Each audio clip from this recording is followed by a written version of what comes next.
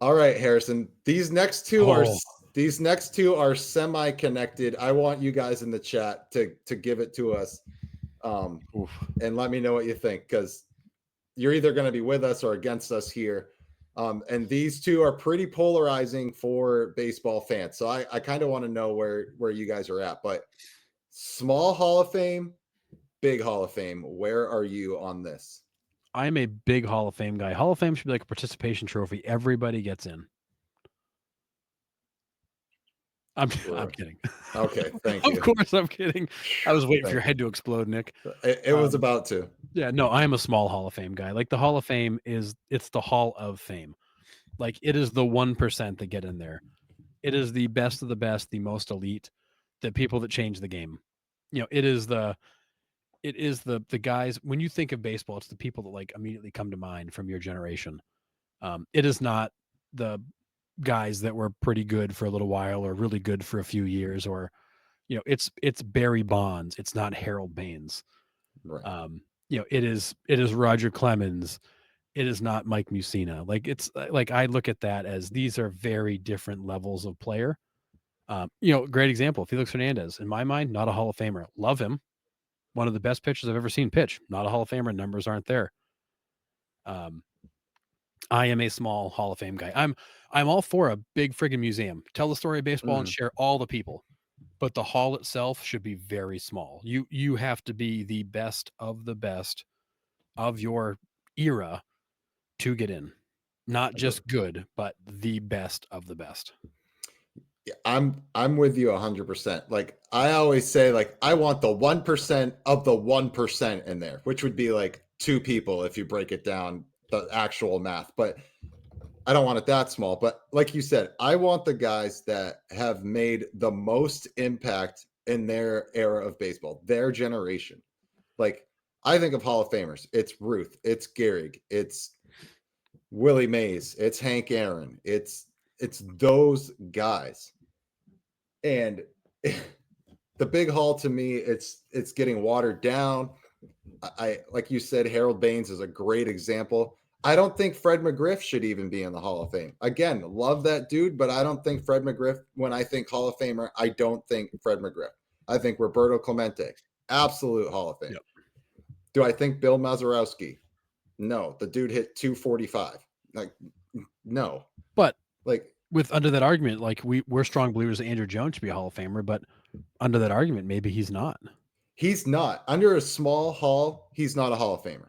Yeah, okay, I'm with you on that. I Un, think there's certain under guys that I would not. Okay, under under the way the hall is elected now, Andrew Jones should be a sure ballot Hall of Famer. I yeah, mean, they're letting guys in that have 5 career at bats for Christ's sakes. It seems like. I mean, like, oh, we really like him as a player, so we'll put him in the hall. No, that's not what the Hall of Fame is. It needs to be small.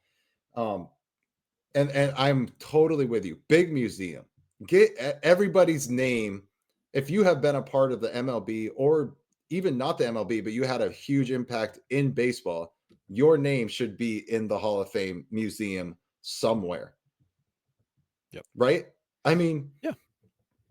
you just don't, not everybody needs a plaque, No, but the plaques are reserved for the elite few. yeah.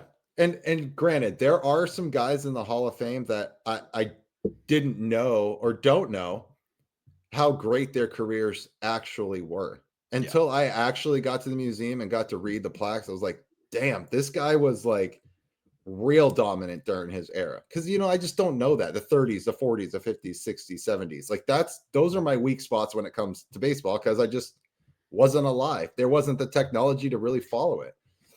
Um you just you just offended Tom Amansky with your Fred McGriff comment, John. That's perfect. yeah. Well, I'm sorry, Tom. But I gotta we got a I don't comment know. in the chat I want to go to. So John mentions all about a small hall, but maybe a little more than they've been letting in. So John, are you referencing like the steroid users who aren't getting in, or do you think that in general there should be more players getting elected each year than there currently are? I'm just curious if you're thinking about the steroid guys in particular, or just a general comment about letting more people in. But I'm all for sharing the story of baseball, getting sharing all the history. I mean, maybe everybody's name appears in that museum somewhere. Maybe it's like you share all the major leaguers or something like that and make it some sort of like almost like you do with like a veterans memorial. Like you kind of memorialize Yeah, all the guys that played. Like making it to the major leagues is a big friggin' deal. absolutely. So very few people get there. Like maybe you find a way to like memorialize all the guys that played, but only the elite few actually get in the hall. Yeah, And that is where the Willie Mays, the Barry Bonds, the Ken Griffey Jr., like those guys that changed the game. And I would actually argue it's got to be there's got to be like an impact component to it. Like maybe it's less about yes, stats, more about like how you change the game. Like a great example is Pedro Martinez. Statistically, he doesn't like overwhelm you. I mean, his numbers are great 219 in the 100, a boatload of strikeouts, like 219 wins in the Hall of Fame. Like, doesn't like jump off the page at you. But when Pedro was, for the period of time Pedro pitched, he changed the game. during the steroid era when Right. Like, everyone was hitting. exactly. Like he was pitching against guys that were roided up with HGH to help them heal to stay fresh. And yet he was blowing guys away like it was his job. So like for me, it's like the impact he had on the game is sometimes bigger than the stats. Yes, And absolutely. that's where I think that the voters need to stop looking at like the magic numbers that automatically get you in and say like, are you somebody that had an impact on the game? Did you change the game in some way? Are you somebody that like other teams worried about or talked about? And we talked about this on the show a bunch of times. I think Sean mentioned it. Like it should be your peers to decide that. It shouldn't be a bunch of friggin' writers. Yep. Like your peers should be like, yeah, that dude like killed us. He was so good. He did this, he did that. Like we game planned for him. Like it should be guys that know what they're talking about that actually make these selections. Yeah, 1,000% agree. For yeah, I just think the hall is kind of a joke to me until those guys get in because you let in Bud Selig and you have arguably let in some other steroid guys.